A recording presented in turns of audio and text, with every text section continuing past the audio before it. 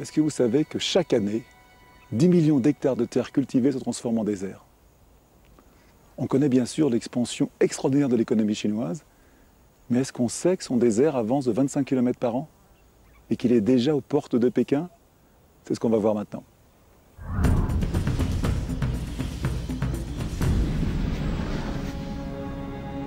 Le dragon jaune s'annonce.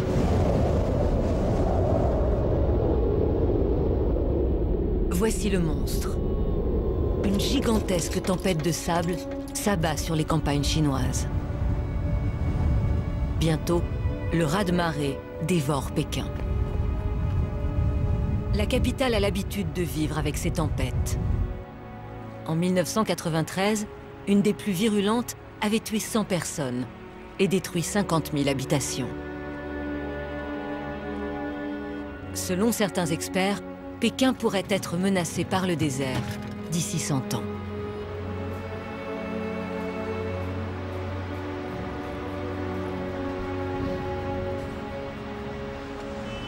À en croire les habitants, il y avait une ou deux tempêtes de sable par an, il y a un demi-siècle.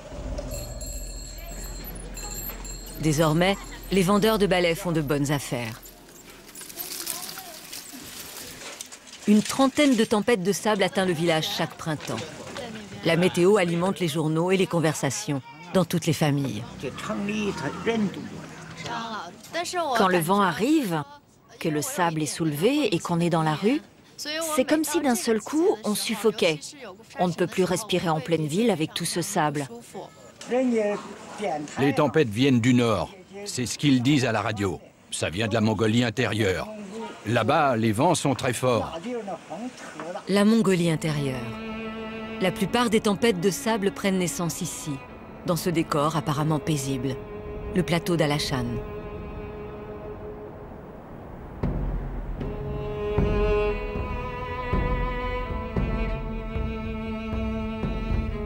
La source des tempêtes de sable, ce sont donc les déserts. Et en Chine, le désert avance considérablement. Des milliers de personnes ont déjà connu l'exil.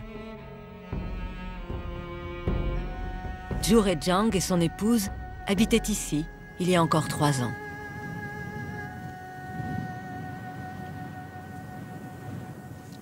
Tu te souviens, avant, il y avait plein d'arbres sur la montagne. Oui, c'était même une forêt. Il y avait un village là-bas, un peu plus loin. Il y avait des arbres partout. La montagne était toute verte. Elle s'appelait la montagne verte d'ailleurs. De là-bas jusqu'ici.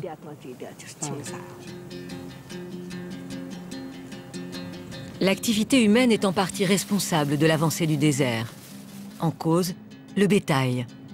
Lorsque les bêtes sont en surnombre, elles achèvent ces terres déjà fragilisées, en broutant la végétation qui retient les déserts. Avant, ici, les villageois avaient des milliers de moutons.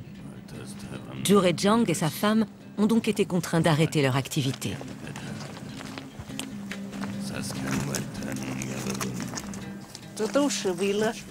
Les autorités nous ont donné l'ordre d'arrêter notre élevage pour sauvegarder les sols. Nous avions 300 moutons et nous vivions de l'agriculture. La vie était belle ici. Pour garder quelques moutons, nous avons dû partir. Zhu Rejiang et sa femme ont donc quasiment tout perdu. Ce sont, comme 20 millions de personnes dans le monde, des réfugiés écologiques. Ils ont dû s'exiler à une demi-heure de là, dans un autre village, protégé des vents par des arbres, et où l'eau n'est pas encore épuisée.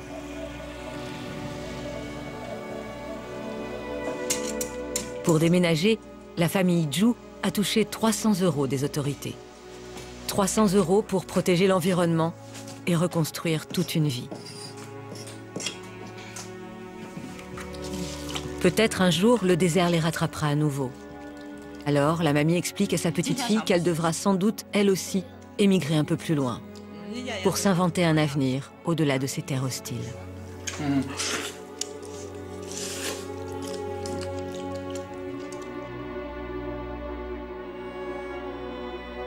La Chine est donc en guerre contre ces déserts qui la rongent. Mais la Chine ne s'avoue pas vaincue.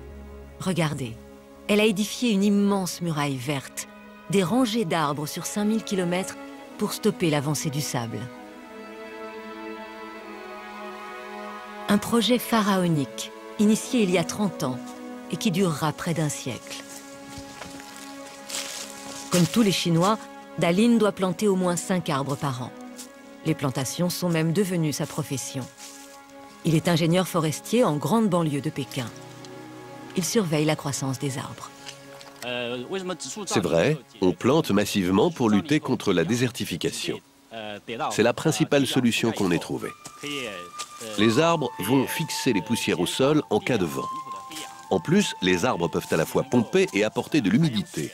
Donc, ils recréent autour d'eux un tapis végétal, ce qui enrichit la terre. Selon les estimations, près de 30 milliards d'arbres auraient été plantés en Chine depuis 20 ans. Une barrière naturelle qui a ralenti l'avancée des déserts. Mais ce n'est pas suffisant. Manque d'eau, terre trop pauvre. Au fil des années, seulement 25% des arbres plantés auraient survécu. La Chine, qui voit toujours plus grand, plus haut, plus fort, a trouvé un ennemi à sa taille. Le désert.